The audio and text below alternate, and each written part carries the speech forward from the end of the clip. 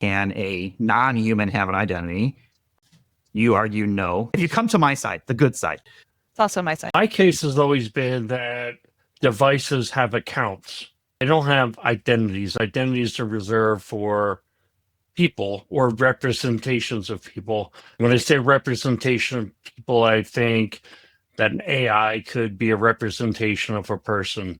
But I've always felt that the proper term for devices and machines was accounts. What do you have to have an identity? I think you have to have the ability to own something. I think you have to have the ability to, you have the ability to own devices, for example. There, non-humans can have identities. I guess this is sort of like where machine identity, server, non-human identity, like all that stuff is coming through. Everything has an identity at this point. And like, that's zero trust, right? Well, so I mean, I would say I think it still comes down to like how you're defining identity, right? So, I mean, Jim, you're defining it as like somebody who has a soul.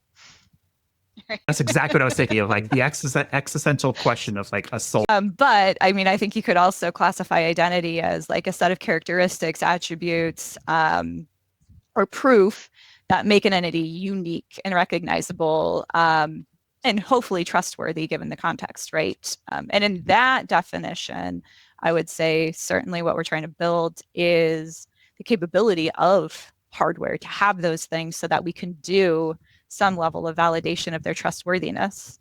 Now, if you're getting into the philosophical soul sense of identity, I would have to then lean to Jim's direction and say, okay,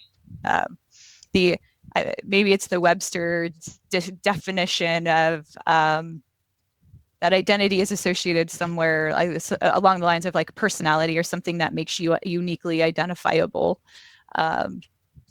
That today a machine can't have that, but I do think that they can have identity in the sense of recognizable characteristics that allow us to make decisions.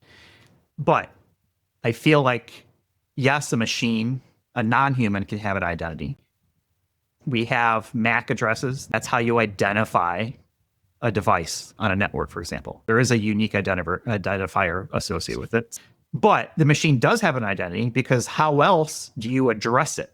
You've given it an identity by a MAC address. You've given it an IP address to say, okay, this is where I live on the network. Yes, it is an identity.